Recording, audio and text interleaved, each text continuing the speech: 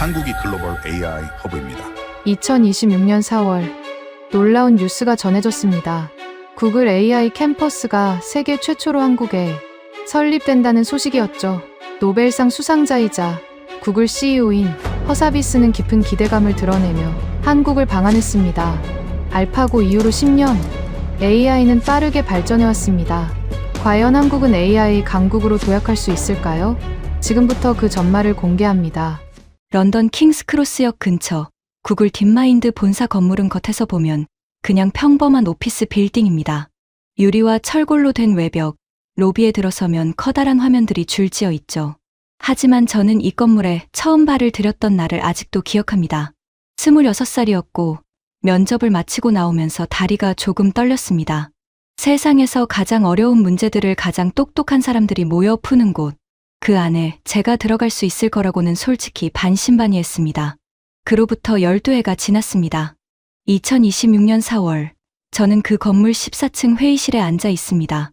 창밖으로 런던 특유의 회색 하늘이 깔려 있고 테이블 위에는 제가 석 달 동안 준비한 보고서가 펼쳐져 있었습니다. 표지에 적힌 문장은 단순했습니다. 서울 AI 캠퍼스 설립 제안서. 맞은편에는 프로젝트 총괄 디렉터 사라 켈리가 앉아 있었습니다. 그녀가 보고서를 천천히 넘기는 동안 저는 숨을 가다듬었습니다. 구글 딥마인드가 영국 본사 이외의 해외에 AI 캠퍼스를 세우는 건 이번이 처음입니다. 그 첫 번째 장소로 제가 서울을 제안했습니다. 사라가 보고서에서 눈을 떼지 않은 채 물었습니다. 지은, 왜 하필 서울이어야 해? 도쿄도 있고 싱가포르도 있잖아. 저는 그 질문을 기다리고 있었습니다. 2016년 3월 9일 알파고와 이세돌의 첫 대국이 있던 날. 사라는 어디 있었어요? 사라가 잠깐 멈췄습니다. 그러더니 피식 웃었습니다. 런던에서 중계 보고 있었지. 저는 서울 포시즌즈 호텔 현장에 있었어요. 연구팀 막내로요. 전 세계 카메라가 몰려들던 그 대국장 바깥에서 저는 한국 기자들이 밤새 자리를 지키는 걸 봤어요. 이세돌 구단이 두 번째 대국에서 이겼을 때 대국장 안에서 사람들이 어떻게 반응했는지도요. 사라가 보고서를 덮었습니다. 그리고 저를 똑바로 바라봤습니다. 계속해봐. 저는 숨을 한번 고르고 말을 이었습니다. 19살에 한국을 떠나 영국으로 건너온 이후 공식적인 자리에서 고국에 대해 이야기하는 건 처음이었습니다. 목소리가 흔들릴 것 같아서 잠깐 멈췄습니다. 이건 프레젠테이션이 아니었습니다. 설득이었고 동시에 제 삶의 어떤 부분을 꺼내 보이는 일이었습니다. 창밖 런던 하늘이 오후 빛을 받아 잠깐 밝아지다가 다시 흐려졌습니다. 저는 보고서 첫 장을 폈습니다. 거기에는 숫자 대신 문장 하나만 적혀 있었습니다. 알파고는 서울에서 태어났다. 사라 켈리는 제가 3시간 동안 발표하는 내내 딱 2번 메모를 했습니다. 첫 번째는 한국의 반도체 설계 인력 밀도를 설명할 때였고, 두 번째는 알파고, 대국, 이후 한국 내 AI 관련 논문 발표. 수가 10배 가까이 늘었다는 수치를 제시했을 때였습니다. 나머지 시간은 팔짱을 끼고 저를 바라보며 들었습니다. 발표가 끝나고 사라가 처음 꺼낸 말이 이거였습니다. 지은, 이 프로젝트가 성사되면 내가 직접 서울로 가야 해. 알고 있지? 생각보다 크게 들리는 말이었습니다. 서울. 19살에 짐을 싸서 떠난 뒤 명절에 가족 보러 잠깐 다녀오는 것 말고는 제대로 살아본 적이 없는 도시. 그곳에 캠퍼스를 세우고 그곳에서 일하게 된다는 뜻이었습니다. 알고 있어요. 사라는 잠시 생각에 잠겼다가 말했습니다. 경영진에 올려볼게. 대신 한 가지는 분명히 해줘야 해. 이게 감정적인 선택이 아니라는 걸. 한국이 특별하다는 건 누구나 말할 수 있어. 왜 지금이어야 하는지가 설득돼야 한다고. 그 말을 들으며 복도를 걸어 나왔습니다. 왜 지금이어야 하는가? 그 답은 사실 이미 정리돼 있었습니다. 한국은 AI의 두뇌를 만드는 나라입니다. 삼성전자와 SK하이닉스가 만드는 고대역폭 메모리는 지금 전 세계 AI 연산의 핵심을 이루고 있습니다. 어떤 AI 모델도 그 메모리 없이는 돌아가지 않습니다. 그리고 한국은 그것을 세계에서 가장 잘 만드는 나라입니다. 인재도 있습니다. 수학과 과학에서 세계 최상위 수준을 유지하는 교육 시스템, 빠른 인터넷 인프라, 그리고 AI에 진심인 젊은 연구자들, 구글 딥마인드 내부에서도 한국 출신 연구원들의 비율이 조용히 늘어나고 있었습니다. 저 자신도 그중 하나였고요. 하지만 제가 서울을 제안한 이유는 숫자만이 아니었습니다. 2016년 알파고, 대국 이후 한국은 달라졌습니다. AI라는 단어가 뉴스 헤드라인에 오르기 시작했고, 정부가 움직였고, 기업들이 투자를 늘렸습니다. 그 변화의 시작점에 우리가 있었습니다. 구글 딥마인드가 서울에서 만든 그 충격이 한국의 AI 생태계를 키운 씨앗이 됐습니다. 그렇다면 그 씨앗을 뿌린 곳으로 돌아가야 하지 않을까요? 기숙사 방으로 돌아와 침대에 누웠습니다. 천장을 바라보면서 오랫동안 잠이 오지 않았습니다. 서울이라는 단어가 자꾸 머릿속에서 맴돌았습니다. 그리운 건지 두려운 건지 잘 구분이 안 됐습니다. 어쩌면 둘 다였겠죠. 19살의 저는 더 넓은 세계로 나가고 싶어서 떠났습니다. 그리고 38의 저는 그 세계가 만든 것을 들고 돌아가려 하고 있었습니다. 경영진 승인이 떨어진 건 그로부터 열흘 뒤였습니다. 사라가 제 자리로 직접 와서 짧게 말했습니다. 됐어. 그게 전부였습니다. 저는 그 두 글자를 듣고 나서 잠깐 멍하니 앉아 있었습니다. 됐다는 게 실감이 안 났습니다. 그날 저녁 어머니한테 전화를 했습니다. 서울 노원구 아파트에 계신 어머니는 제가 무슨 일을 하는지 늘 두루뭉술하게만 알고 계셨습니다. AI 연구한다. 구글에서 일한다. 그 정도였죠. 이번엔 조금 더 설명을 드렸습니다. 한국에 연구소 같은 걸 세우는 일을 맡게 됐다고요. 어머니는 잠시 침묵하시다가 물었습니다. 그럼 서울 오는 거야? 네. 또 잠시 침묵이 흘렀습니다. 그러더니 어머니가 말씀하셨습니다. 그래, 잘 됐다. 딱 그 말이었는데 저는 전화를 끊고 나서 한동안 그 말을 되새겼습니다. 잘 됐다. 어머니가 그 말 한마디에 얼마나 많은 걸 담으셨는지 저는 알 것 같았습니다. 본격적인 준비는 빠르게 시작됐습니다. 서울 강남구 오토웨이타워에 이미 구글 스타트업 캠퍼스가 있었습니다. 약 600평 규모의 공간을 AI 캠퍼스로 전면 개편하는 방안이 유력했습니다. 저는 런던과 서울을 오가며 현장 실사를 시작했습니다. 처음 그 공간에 들어갔을 때 지금 모습과 앞으로의 모습을 동시에 그려보려고 했습니다. 지금은 스타트업 행사장 구조였지만 여기에 연구자들이 앉아서 일하고 구글 딥마인드 연구진과 한국 학계가 마주 앉는 장면을 상상했습니다. 생각보다 가슴이 뛰었습니다. 팀도 꾸려야 했습니다. 런던 본사에서 파견될 연구진 최소 10명, 그리고 현지에서 채용할 한국 연구자들, 인턴십 프로그램을 통해 국내 AI 인재들이 구글 딥마인드의 연구 환경을 직접 경험할 수 있도록 하는 것도 제 역할이었습니다. 무엇보다 K문샷 프로젝트와의 연계가 핵심이었습니다. 한국 정부가 2035년까지 추진하는 이 프로젝트는 첨단 바이오, 미래에너지, 우주, 반도체, 양자 등 8대 분야에서 국가 차원의 AI 적용을 목표로 합니다. 구글 딥마인드가 가진 알파폴드 같은 과학 특화 AI 모델을 이 프로젝트와 연결하면 단순한 캠퍼스를 넘어 실질적인 과학기술 혁신 거점이 될 수 있었습니다. 저는 매일 밤 늦게까지 자료를 들여다봤습니다. 흥분되면서도 무거웠습니다. 전 세계 최초라는 수식어는 기회인 동시에 압박이었습니다. 잘 되면 설레가 되고 잘못되면 그것도 설레가 됩니다. 실패는 한국만의 문제가 아니라 구글 딥마인드의 해외 전략 전체에 영향을 줄 수 있었습니다. 그 무게를 혼자 안고 자리에 누웠지만 그날 밤은 이상하게 빨리 잠이 들었습니다. 꿈에서 서울 하늘이 나왔습니다. 허사비스 대표의 방안이 공식화된 건 4월 중순이었습니다. 런던 본사에서 내부 공지가 내려왔습니다. 데미스 허사비스 최고 경영자가 2026년 4월 27일 서울을 방문한다. 한국 정부와 양해각서 체결 및 대통령 접견이 예정돼 있다. 그리고 이 방문을 계기로 서울 AI 캠퍼스 설립이 공식 발표된다. 저는 그 공지를 읽고 나서 자리에서 일어나 창밖을 바라봤습니다. 마음이 복잡했습니다. 좋은 의미의 복잡함이었습니다. 이제 돌이킬 수 없다는 그 선명한 확인. 사라가 저를 불렀습니다. 지은, 허사비스 대표 방안 준비 전반을 내가 맡아줘야 해. 행사 의전 말고 콘텐츠 쪽. 대표가 한국에서 무슨 말을 하는지, 누구를 만나는지 그 흐름을 내가 설계해. 그 말을 들으면서 고개를 끄덕이면서도 속으로는 잠깐 긴장이 왔습니다. 데미스 허사비스, 알파고를 만든 사람, 알파폴드로 단백질 구조, 예측이라는 수십 년의 난제를 풀어낸 사람, 2024년 노벨 화학상 수상자. 그 사람의 서울 방문 콘텐츠를 제가 설계한다는 게 실감이 나지 않았습니다. 준비하면서 가장 공을 들인 부분은 장소 선정이었습니다. 양해각서 체결식 장소로 포시즌즈 호텔이 결정됐다는 이야기를 들었을 때 저는 잠깐 말문이 막혔습니다. 2016년 알파고 대국이 열렸던 바로 그 장소였습니다.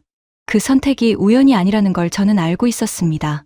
10년 전 알파고가 그 호텔 대국장에서 이세돌 구단과 맞섰을 때 저는 연구팀 막내로 그 현장을 지켰습니다. 밤새 준비했던 서버 점검, 대국 전날 긴장으로 잠 못 이루던 동료들, 첫 수가 놓이던 순간의 정적, 그 기억들이 선명하게 올라왔습니다. 그리고 이제 10년 뒤 같은 장소에서 허사비스 대표가 한국 정부와 서명을 합니다. 단순한 기업 협약이 아닙니다. 알파고가 한국에서 AI 시대의 문을 열었다면 이번엔 그 문 안으로 제대로 걸어 들어가는 겁니다. 저는 준비 문서를 작성하면서 한 가지를 따로 메모해뒀습니다. 허사비스 대표에게 꼭 전달하고 싶은 내용이었습니다. 2016년 대국 현장에 있던 연구팀 막내가 지금 이 캠퍼스를 설계하고 있다는 것. 그게 단순한 개인 이야기가 아니라 구글, 딥마인드와 한국이 지난 10년 동안 함께 걸어온 거리를 보여주는 하나의 상징이라는 것. 그 메모를 다시 읽으면서 이상하게 눈이 뜨거워졌습니다. 38살 먹고 혼자 런던 사무실에서 저도 몰랐습니다. 이 일이 이렇게까지 제 안에 깊이 들어와 있는지를. 방한 준비가 마무리 단계에 접어들던 어느 날 오후, 팀 내부에서 예상치 못한 반론이 나왔습니다. 런던 본사 전략팀의 마커스 헌트였습니다. 똑똑하고 꼼꼼한 사람입니다. 그는 회의 자리에서 자료 하나를 꺼냈습니다. 지은, 나는 서울 캠퍼스 자체를 반대하는 게 아니야. 다만 타이밍에 대해 질문을 하고 싶어. 지금 글로벌 AI 경쟁이 이렇게 빠르게 돌아가는데 우리가 서울에 자원을 집중하는 게 맞는 선택인지, 같은 자원으로 런던 본사를 강화하거나 미국 거점을 확대하는 게 더 효율적이지 않을까? 회의실이 조용해졌습니다. 틀린 말이 아니었습니다. 그래서 더 불편했습니다. 저는 잠깐 생각하다가 말했습니다. 마커스, 우리가 지금까지 AI 연구를 어디서 해왔는지 생각해봐. 런던, 캘리포니아, 뉴욕, 그 도시들이 가진 공통점이 뭔지 알아? AI를 쓰는 사람들이 많은 곳이야. 그런데 AI를 만드는 재료, 반도체를 만드는 곳은 어디야? 마커스가 대답하지 않았습니다. 알고 있었으니까요. 삼성전자가 있고 SK하이닉스가 있어. 우리 모델을 돌리는 메모리의 절반 이상이 거기서 나와. 그리고 그 회사들 옆에 그 엔지니어들과 같은 도시에 우리가 있다는 게 얼마나 전략적인지. 그건 숫자로 안 나오는 가치야. 마커스가 팔짱을 끼며 말했습니다. 감정적인 논리 아니야? 그 말이 좀 날카롭게 들렸습니다. 저는 잠깐 호흡을 가다듬었습니다. 2016년에 알파고가 서울에서 대국을 한 건 감정적인 선택이었어? 아니잖아. 세계에서 바둑이 가장 깊이 발전한 곳, 최고의 기사가 있는 곳을 선택한 거잖아. 지금도 마찬가지야. AI를 가장 깊이 받아들이고 가장 빠르게 적용하려는 나라가 어딘지를 보면 돼. 회의실 분위기가 조금 바뀌었습니다. 사라가 끼어들었습니다. 마커스, 내 우려는 타당해. 하지만 경영진이 이미 결정한 방향이야. 지금 우리가 논의할 건 할 거냐 말 거냐가 아니라 어떻게 잘할 거냐야. 회의가 끝나고 나서 저는 혼자 자리에 남았습니다. 마커스의 질문이 계속 머릿속에 맴돌았습니다. 감정적인 논리 아니야. 그 말이 틀렸다고 자신 있게 말할 수 있었습니다. 하지만 동시에 제가 이 프로젝트를 밀어붙이는데 감정이 전혀 없다고도 말할 수 없었습니다. 19살에 떠난 서울. 12년 동안 영국에서 살면서 명절마다 잠깐 다녀오는 곳이 된 서울. 그 도시에 세계 최초의 구글 AI 캠퍼스를 세운다는 것. 그게 순수하게 전략적인 판단만은 아니었다는 걸 저는 솔직히 알고 있었습니다. 그런데 꼭 그래야만 할까요? 전략과 감정이 같은 방향을 가리킬 때 그건 잘못된 게 아닐 수도 있습니다. 오히려 가장 강력한 동력이 될 수 있죠. 저는 자리에서 일어났습니다. 창밖 런던 하늘이 어두워지고 있었습니다. 서울까지 비행시간으로 11시간. 그 거리가 지금 이 순간만큼 가깝게 느껴진 적이 없었습니다. 4월 27일까지 열흘이 남아 있었습니다. 4월 25일 런던 히스로 공항. 출국 게이트 앞에 서서 탑승 대기를 하는데 이상하게 발이 무거웠습니다. 짐은 캐리어 하나뿐이었는데 몸 어딘가가 무거웠습니다. 런던에서 서울로 가는 비행기를 수십 번 탔지만 이번은 달랐습니다. 명절에 가족 보러 가는 게 아니었으니까요. 이번에 서울에 내리면 저는 그 도시에서 일을 해야 합니다. 캠퍼스를 열어야 하고 사람을 모아야 하고 허사비스 대표의 방한 이틀 뒤부터는 공식 설립 준비가 본격화됩니다. 돌아올 비행기 티켓은 열린 날짜로 끊었습니다. 언제 런던으로 돌아갈지 모른다는 뜻이었죠.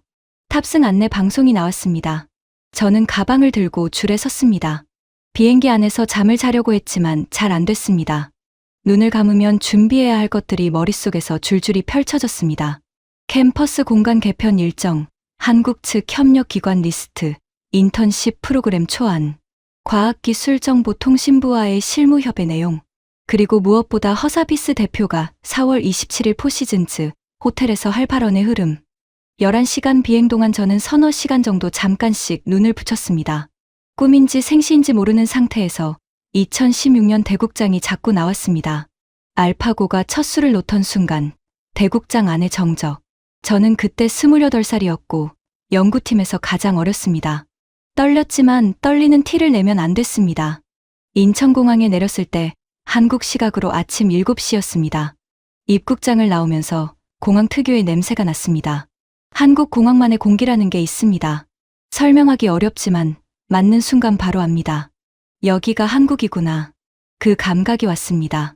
공항 밖으로 나오자 4월 서울의 공기가 차갑고 맑았습니다. 멀리 하늘이 낮고 파랬습니다. 런던의 회색 하늘과는 완전히 다른 색깔이었습니다. 리무진 버스를 타고 강남으로 이동하는 동안 차창 밖을 바라봤습니다. 한강이 보이는 구간에서 잠깐 숨이 막혔습니다. 넓고 잔잔한 강 위로 아침 빛이 내려앉고 있었습니다. 런던 템스강과는 폭도 다르고 빛도 달랐습니다. 어렸을 때는 당연하게 봤던 풍경인데 12해 만에 보니 이상하게 낯설고 또 익숙했습니다. 강남구 오토웨이 타워에 도착해서 캠퍼스 공간을 다시 한번 둘러봤습니다. 현장 담당자와 함께 동선을 확인하고 개편 공사 일정을 점검했습니다. 공간은 생각보다 더 넓었고 빛이 잘 들어왔습니다. 창밖으로 테헤란로가 보였습니다. 담당자가 말했습니다. 여기가 세계 최초 구글 AI 캠퍼스가 될 거라는 게 아직도 실감이 안 나요. 저는 그 말을 들으면서 생각했습니다. 저도 그랬습니다. 하지만 실감이 나든 나지 않든 이틀 뒤면 허사비스 대표가 이 도시에 옵니다. 그리고 그 순간부터 모든 것이 공식이 됩니다. 실감은 그 이후에 와도 됩니다. 지금은 준비가 먼저였습니다. 서울에 도착한 다음 날, 저는 오전 일정이 비어서 처음으로 혼자 시간을 가졌습니다. 노원구 어머니 집에 들렀습니다. 인천공항에서 바로 강남으로 갔으니 하루 만에 찾아뵙는 거였습니다. 어머니는 현관문을 여시면서 한동안 아무 말씀도 안 하셨습니다. 그냥 보셨습니다. 저도 그냥 서 있었습니다. 한참 뒤에 어머니가 말씀하셨습니다. 들어와. 식탁에 마주 앉아서 밥을 먹었습니다. 어머니가 새벽부터 준비하신 게 분명한 반찬들이 가득했습니다. 저는 밥을 먹으면서 창밖을 봤습니다. 노원구 아파트 단지의 풍경이었습니다. 어렸을 때 매일 보던 풍경인데 지금은 그게 낯설었습니다. 어머니가 물으셨습니다. 얼마나 있을 거야? 정해지지 않았어요. 캠퍼스 여는 것까지는 있어야 할 것 같아요. 어머니는 고개를 끄덕이셨습니다. 더 물어보지 않으셨습니다. 어머니는 늘 그런 분이셨습니다. 제가 19살에 유학한다고 했을 때도, 구글에서 일하게 됐다고 했을 때도 크게 기뻐하거나 크게 걱정하는 표현을 잘 안 하셨습니다. 그냥 잘 됐다, 잘해라, 그 정도였죠. 그런데 밥을 다 먹고 나서 어머니가 작게 말씀하셨습니다. 그 구글 캠퍼스인지 뭔지 뉴스에 나오더라. 저는 잠깐 멈췄습니다. 봤어요? 응. 전 세계에서 처음으로 한국에 생긴다고. 사진도 나오던데. 어머니가 말씀을 잊지 않으셨습니다. 하지만 그 짧은 말 안에 뭔가 뭉클한 게 들어 있었습니다. 뉴스를 보셨다는 것, 그 뉴스 속에 딸이 있다는 걸 아신다는 것. 저는 괜찮다고 말했지만 목소리가 조금 떨렸습니다. 집을 나오면서 골목길을 잠깐 걸었습니다. 어렸을 때 다니던 골목이었습니다. 집들이 조금 달라져 있었지만 골목의 굴곡은 그대로였습니다. 발바닥이 그 굴곡을 기억하고 있는 것 같았습니다. 몸이 기억하는 것들이 있습니다. 머리가 잊어도 몸은 알고 있는 것들. 강남으로 돌아오는 택시 안에서 창밖을 바라보면서 저는 처음으로 이런 생각을 했습니다. 이 도시를 위해 이 일을 하고 싶다는 것.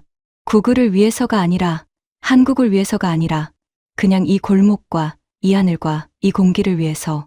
그 생각이 이상하게 마음을 단단하게 만들어줬습니다. 4월 27일 아침이 밝았습니다. 호텔 방에서 눈을 떴을 때 시각이 5시 반이었습니다. 알람보다 1시간 일찍 깼습니다. 더 자려고 했지만 잠이 오지 않았습니다. 샤워를 하고 옷을 갖춰 입고 창밖을 바라봤습니다. 서울 도심 아침이 밝아오고 있었습니다. 데미스 허사비스 대표의 일정은 빡빡했습니다. 오전에는 삼성전자와 SK하이닉스 관계자들을 만나고 오후에는 청와대에서 이재명 대통령과 접견, 이후 포시즌즈 호텔에서 과학기술정보통신부와 양해각서, 체결 및 전문가 간담회. 저는 그 흐름 전반을 조율하는 위치였습니다. 허사비스 대표가 서울에 도착해서 처음 만났을 때 저는 자기소개를 했습니다. 한국계 연구원으로 이번 서울 AI 캠퍼스 설립을 담당하고 있다고요. 허사비스 대표가 악수를 하면서 물었습니다. 한국 출신이에요? 네. 서울에서 자랐습니다. 그가 짧게 웃었습니다. 그럼 오늘 제가 이 도시에서 뭘 봐야 하는지 제일 잘 아는 사람이네요. 가볍게 건넨 말이었겠지만 저는 그 말이 이상하게 오래 남았습니다. 오전 일정이 끝나고 포시즌즈 호텔로 이동하는 차 안에서 허사비스 대표가 창밖을 바라보다가 조용히 말했습니다. 2016년에 여기 처음 왔을 때 기억이 나요. 대국 전날 밤, 서울이 어떻게 반응할지 솔직히 몰랐어요. 알파고가 이기면 환호할지, 기분 나빠할지. 저는 그때 현장에 있었다는 말을 잠깐 망설이다가 했습니다. 저도 거기 있었어요. 연구팀 막내로요. 허사비스 대표가 저를 봤습니다. 잠깐 무언가를 생각하는 눈빛이었습니다. 그랬군요.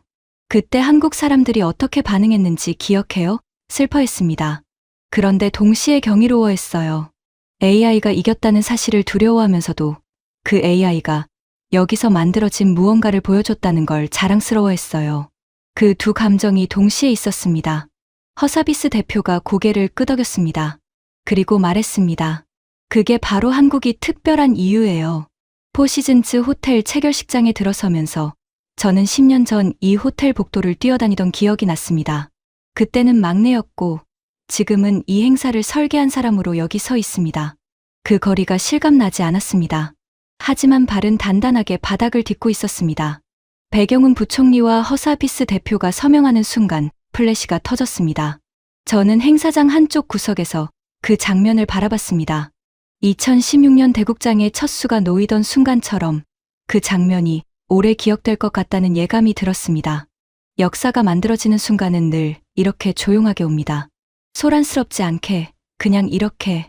양해각서 체결이 끝나고 전문가 간담회가 시작됐습니다. 서울대 석차욱 교수, KAIST 김우현 교수, 국가과학 AI 연구센터 유용균 단장, 그리고 AI 안전 분야 전문가들이 한자리에 모였습니다. 허사비스 대표와 마주 앉아서 바이오, 기상기후, AI 안전 분야에서 어떻게 협력할 것인지를 논의하는 자리였습니다. 저는 그 자리 한쪽에 앉아서 메모를 하면서 대화를 들었습니다. 듣는 내내 이상하게 가슴이 뜨거웠습니다. 석차욱 교수가 알파폴드 이야기를 꺼냈습니다. 단백질 구조 예측이라는 수십 년의 난제를 AI가 풀어냈을 때 생명과학 분야 전체가 어떻게 달라졌는지를 설명했습니다. 허사비스 대표는 그 이야기를 들으면서 몸을 앞으로 기울였습니다. 학자들끼리 나누는 대화였는데 두 사람의 눈빛이 같은 방향을 보고 있다는 게 느껴졌습니다. 김우현 교수는 기상기후 데이터 이야기를 했습니다. 한국이 보유한 기상 데이터의 양과 정밀도가 구글 딥마인드의 기상 예측, AI 모델과 결합하면 어떤 가능성이 열리는지를 구체적으로 제시했습니다. 허사비스 대표가 말했습니다. 그 데이터, 저희가 정말 필요한 겁니다. 단순한 외교적 발언이 아니었습니다. 목소리 톤이 달랐습니다. 진심이라는 게 들렸습니다. 간담회가 끝나고 나서 허사비스 대표가 잠깐 저한테 왔습니다. 지은 씨, 오늘 이 사람들 모아준 거 맞죠? 네. 과기부 측과 협의해서 섭외했습니다. 그가 고개를 끄덕이며 말했습니다. 좋은 사람들이에요. 한국에 이런 연구자들이 있다는 게 우리가 여기 캠퍼스를 세우는 이유 중 하나예요. 그 말을 들으면서 저는 뭔가 안도하는 느낌이 들었습니다. 제가 3달 동안 보고서에 쓰고 마커스의 반론에 맞서고 혼자 설득해온 것들이 지금 이 자리에서 허사비스 대표의 입으로 확인되는 느낌이었습니다. 틀리지 않았다는 것. 그날 저녁 청와대 접견에서 나온 이야기가 뉴스로 쏟아지기 시작했습니다. 구글 AI 캠퍼스 전 세계 최초 한국 개소, 연구진 최소 10명 파견 합의. 포털 화면 상단에 굵은 글씨로 올라왔습니다. 저는 호텔 방에서 그 뉴스들을 스크롤하면서 보았습니다. 댓글들도 읽었습니다. 와, 진짜로? 한국이 첫 번째야? 대박이다. 그런 반응들이 줄줄이 달렸습니다. 저는 그 댓글들을 보면서 이상하게 웃음이 나왔습니다. 런던 회의실에서 사라에게 처음 제안서를 꺼냈을 때가 생각났습니다.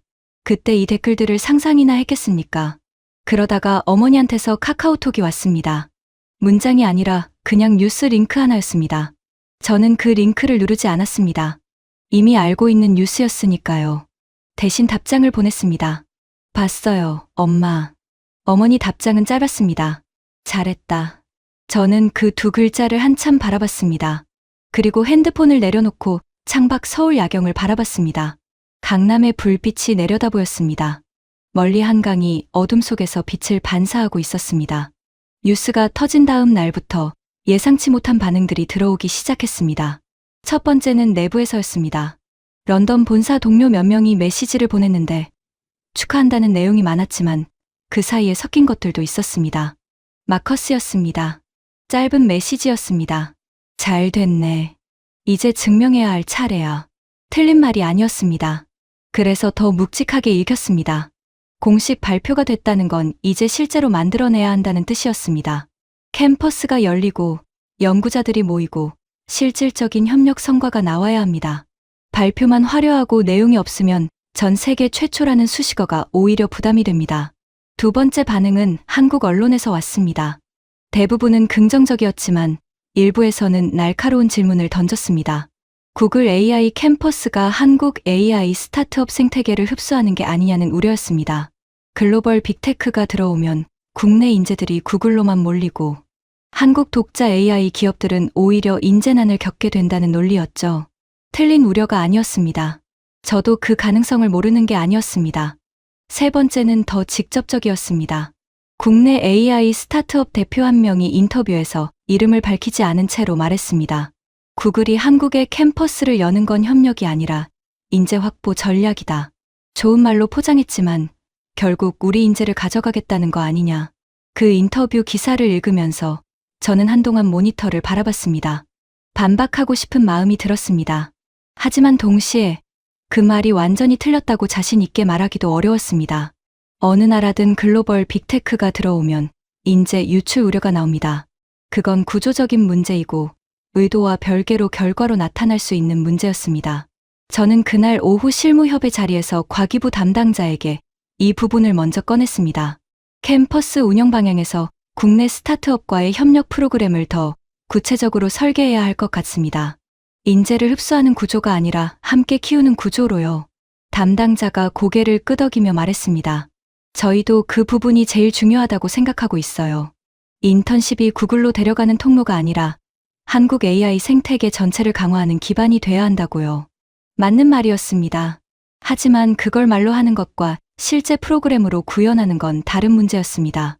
저는 그날 저녁 늦게까지 캠퍼스 운영 기획서를 다시 들여다봤습니다. 인턴십 구조, 스타트업 지원 프로그램, 공동 연구 성과 공유 방식, 어느 하나도 허투루 설계하면 안 됐습니다. 자정이 넘어서야 작업을 마쳤습니다. 피로했지만 이상하게 맑은 상태였습니다. 비판을 무시하고 싶지 않았습니다. 오히려 그 비판들이 이 캠퍼스를 제대로 만들게 하는 힘이 될 수 있다고 생각했습니다. 창밖 서울이 자정에도 환했습니다. 꺼지지 않는 도시. 어렸을 때는 당연하게 봤는데 지금은 그게 다르게 보였습니다.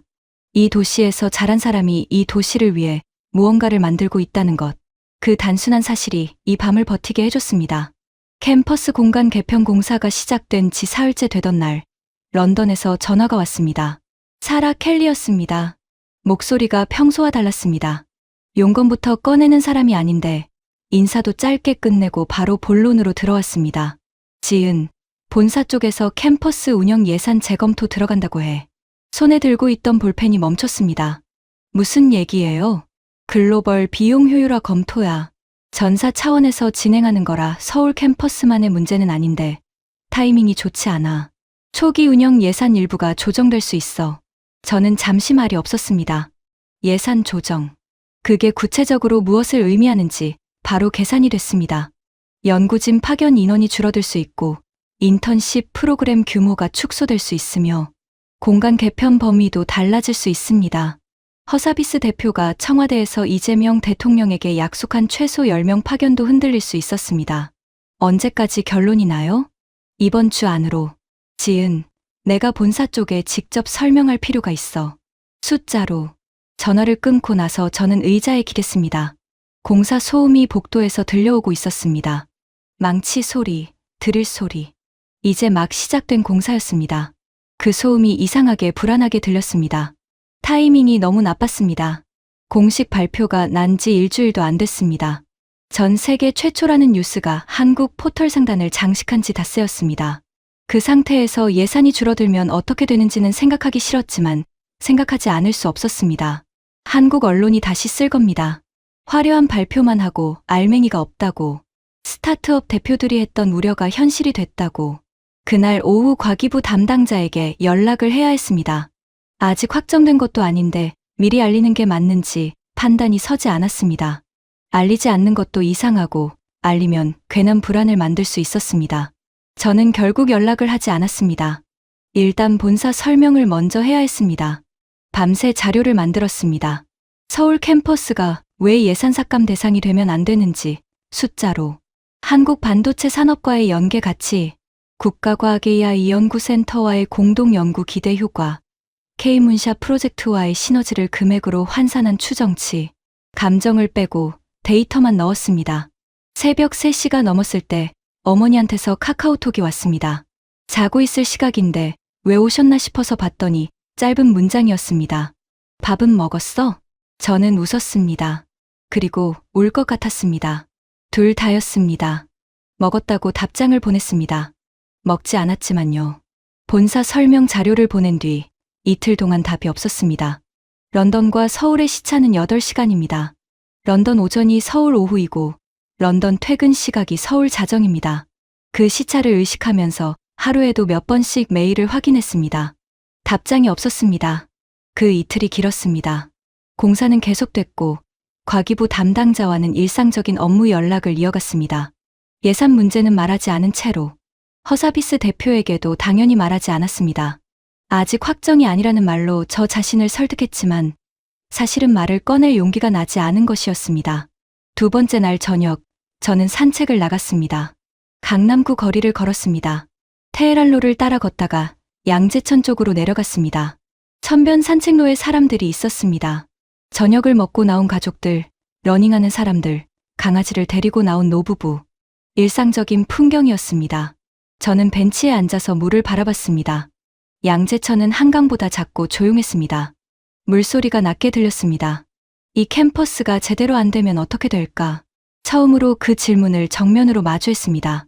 예산이 줄어들어서 규모가 축소되고 연구진 파견이 줄어들고 인턴십 프로그램이 이름만 남는 형태가 되면, 그게 전 세계 최초라는 이름을 달고 서울에 남으면 그건 제가 석 달 동안 만든 것이 아니었습니다.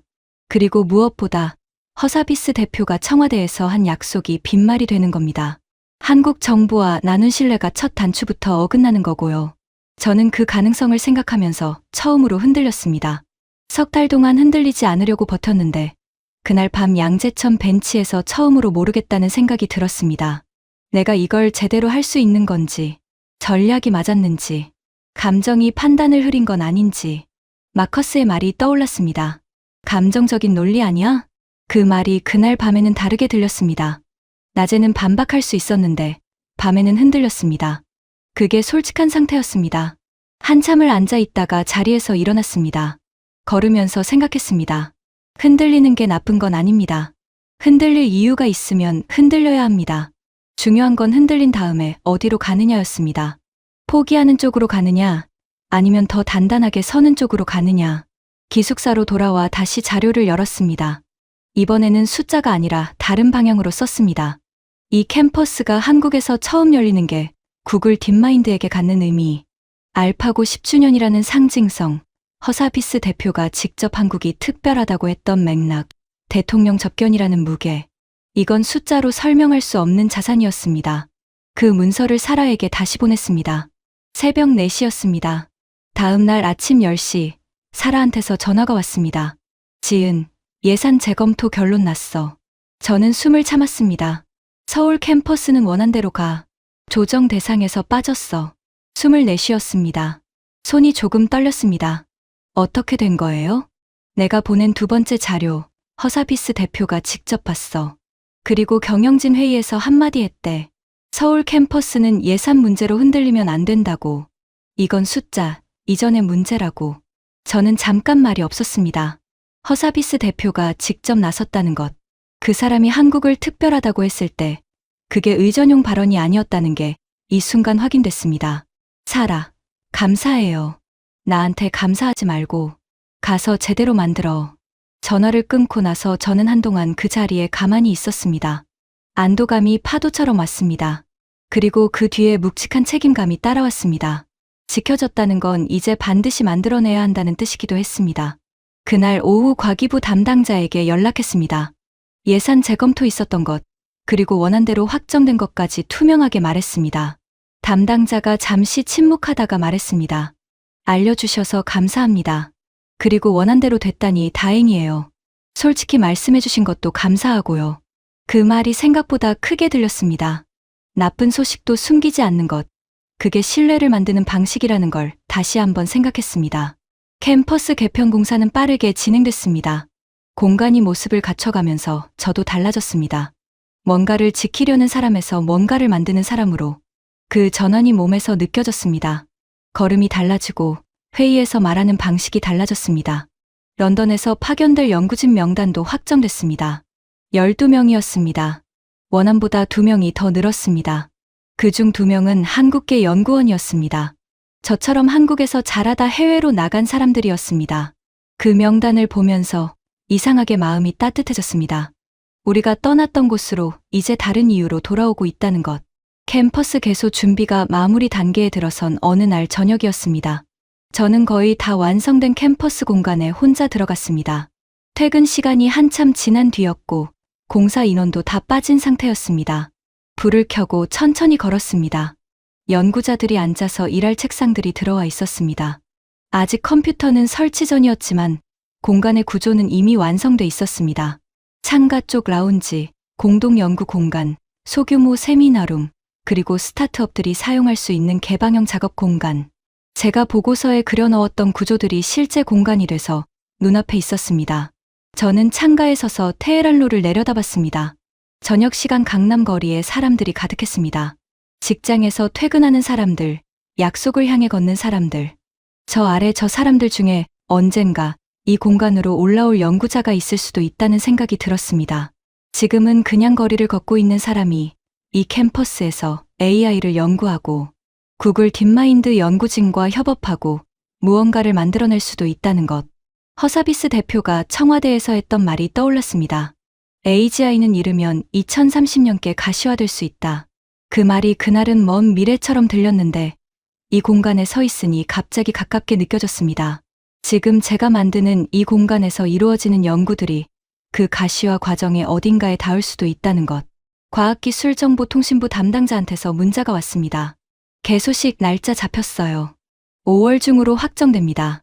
수고 많으셨어요. 저는 문자를 보고 나서 핸드폰을 내려놓았습니다.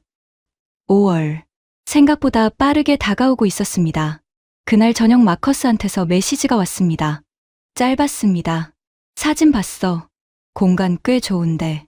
누군가 내부 공유 채널에 공간 사진을 올렸던 모양이었습니다. 저는 잠깐 생각하다가 답장을 보냈습니다. 와서 봐. 마커스 답장도 짧았습니다. 고려해 볼게. 그 짧은 대화가 묘하게 기분을 풀어줬습니다. 반론을 제기했던 사람이 공간 사진을 보고 메시지를 보내왔다는 것. 설득은 말로만 되는 게 아니라는 걸 다시 한번 느꼈습니다. 실제로 만들어진 것이 가장 강한 설득이었습니다.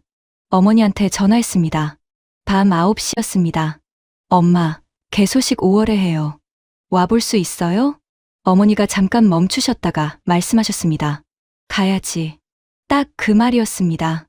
가야지. 어머니답게 짧고 단단한 말이었습니다.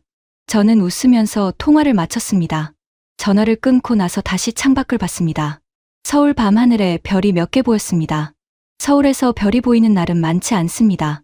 공기가 맑은 날이어야 하죠. 그날은 맑은 날이었습니다. 개소식 전날 밤이었습니다. 저는 캠퍼스에 혼자 마지막으로 들어갔습니다. 이제 모든 게 갖춰져 있었습니다. 연구자 책상마다 장비가 설치됐고 세미나룸 화면이 켜져 있었으며 스타트업 공간은 이미 입주 신청을 한 팀들의 이름이 벽에 붙어 있었습니다. 서울대, KAIST, 연세대 출신 연구자들의 인턴십 합격자 명단도 출력돼 라운지 게시판에 올라가 있었습니다. 저는 그 명단을 한 줄씩 읽었습니다. 22살, 24살, 26살. 이름들이 낯설었지만 동시에 낯설지 않았습니다. 저도 한때 저 나이였고 저도 한때 어딘가의 명단에 이름이 올라가서 심장이 뛰었던 적이 있었습니다. 26살, 런던 구글 딥마인드 면접 결과를 기다리던 그날처럼 창가 의자에 앉아서 한동안 가만히 있었습니다. 2016년 3월 알파고 대국이 끝난 날 밤을 생각했습니다. 그날 대국장을 나오면서 서울 거리를 걸었습니다. 28살이었고 역사적인 순간의 한가운데 있었지만 그게 얼마나 큰 일인지 아직 몰랐습니다. 그냥 피곤하고 이상하게 벅차고 서울 밤 공기가 차갑고 맑았던 기억만 납니다. 그리고 지금 열해가 지나서 같은 도시에 있습니다. 그 사이에 저는 런던에서 12해를 살았고 명절마다 잠깐 서울에 다녀갔으며 어머니가 혼자 노원구 아파트에서 뉴스를 보시는 동안 저는 킹스크로스 근처 회의실에서 자료를 만들었습니다. 그 시간들이 결국 이 공간으로 이어졌다는 게 지금 이 순간은 조금 믿기지 않으면서도 자연스럽게 느껴졌습니다. 내일 개소식에는 허사비스 대표는 참석하지 않습니다. 이미 런던으로 돌아갔습니다. 하지만 그분이 이 공간을 위해 한 말들은 여기 남아 있습니다. 한국은 특별하다는 것, 알파고가 남긴 유산을 이어가겠다는 것. 그 말들이 이 공간 안에 조용히 깔려 있는 것 같았습니다. 내일 어머니가 옵니다. 노원구에서 강남까지 지하철로 1시간 남짓입니다. 어머니는 제가 하는 일이 뭔지 늘 두루뭉술하게만 아셨습니다.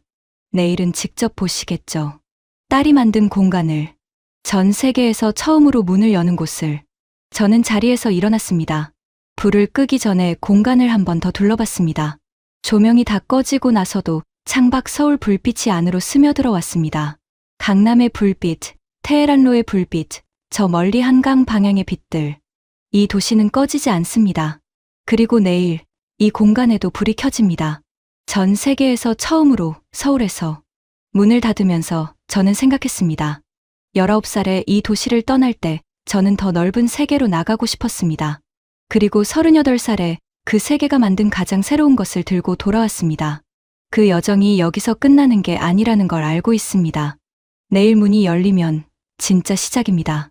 서울 밤이 깊어가고 있었습니다. 저는 엘리베이터 버튼을 눌렀습니다. 내려가는 동안 핸드폰을 봤습니다.